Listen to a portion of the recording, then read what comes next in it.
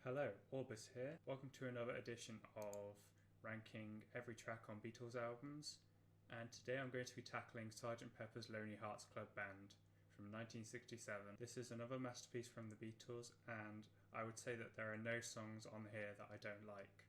Although I don't know why I'm saying that when that's the case for most Beatles albums. But even with the songs on Sgt. Pepper that are on the weaker side, I would say that the thing that makes Sgt. Pepper's so amazing is that every song brings something new to the table. No two songs are the same style, so you never get bored when listening to the album. Anyway, let's get started with the actual ranking.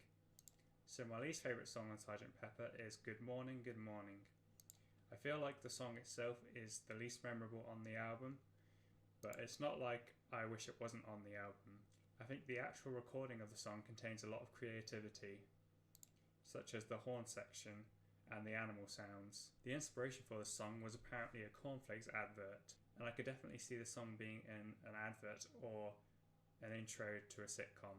Next is Being for the Benefit of Mr. Kite. I've ranked this low, but I love the creativity of this song, and it's a great example of how the Beatles experimented with many different styles, which is what set them apart from other artists at the time.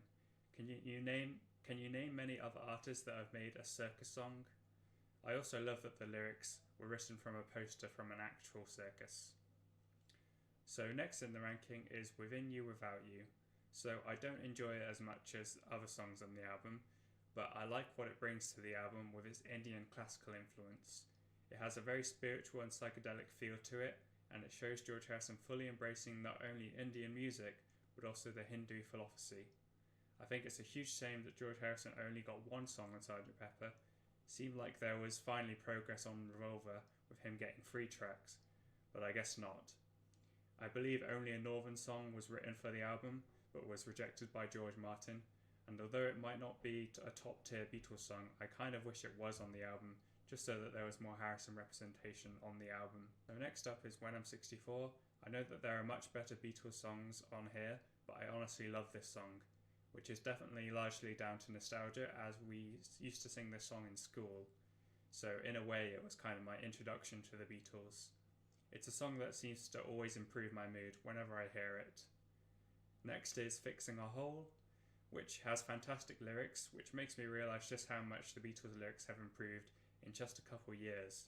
I honestly don't entirely know what it's about, but I guess I like songs that talk about the mind. Speaking of amazing lyrics, next up is She's Leaving Home, which is about the divide that happens between parents and their children, often during teenagehood, when the child feels trapped under the control of their parents and their family home starts to feel more like a prison, with the parents unable to understand why their child is unhappy and so deny their feelings instead of trying to understand them, even when they are forced to face the consequences of their actions. We gave her anything money could buy. How could she do this to me? What did we do that was wrong? She's Leaving Home is a beautiful and moving song that is elevated by the gorgeous string arrangement done by Mike Leander. Okay, so next up is Lovely Rita. Love this song, another one that just puts me in a good mood. I should just make a playlist of Beatles songs that improve my mood. The recording of the song is also very creative, which includes use of a comb and a kazoo, and the piano solo by George Martin is also amazing. I love the outro, which has a very psychedelic feel to it, and I guess the whole song is fairly psychedelic. Anyway, next is Getting Better. On the topic of Beatles songs that improve my mood, this is probably the best example of that. It's getting better all of the time. It's the mindset I like to have with life. Even when I feel low, I just have to remind myself that life is always getting better, and it is always good to strive towards improving your life any way you can.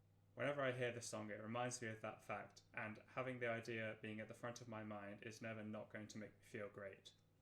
Also, this is one of the few traditional rock songs on the album. I think if they were still touring at this point, this would have been one of the songs they would have played alongside the title track.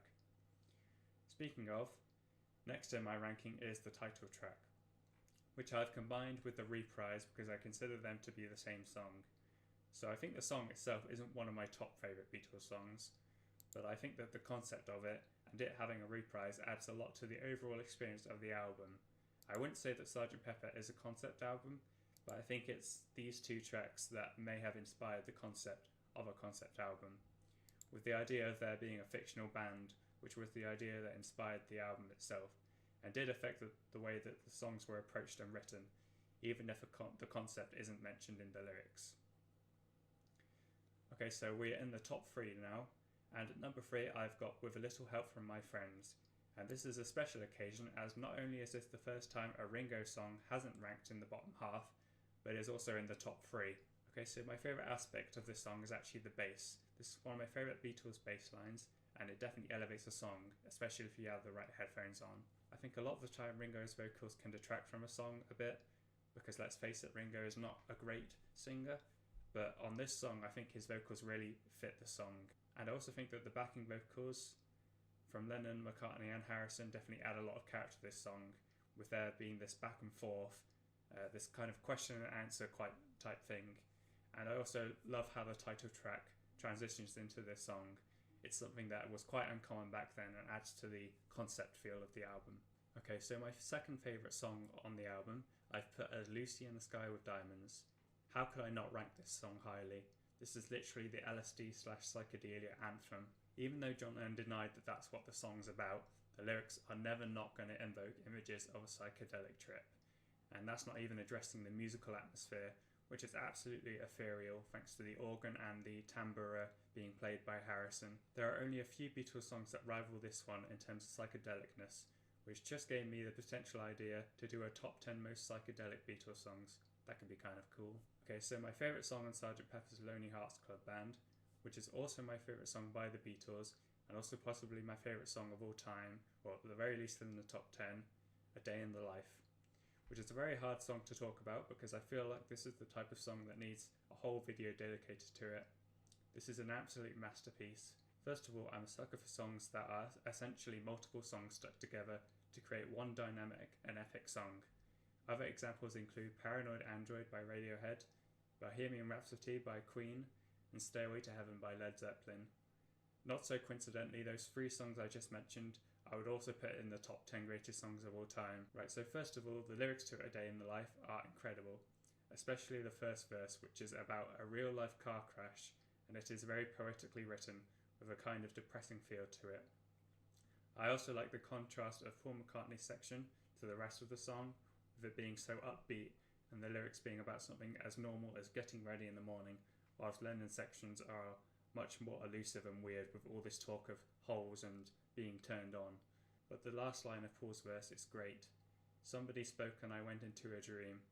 I never really know what it meant, but I always imagined it to mean getting high, which makes the line a perfect transition to the end of the verse with the very psychedelic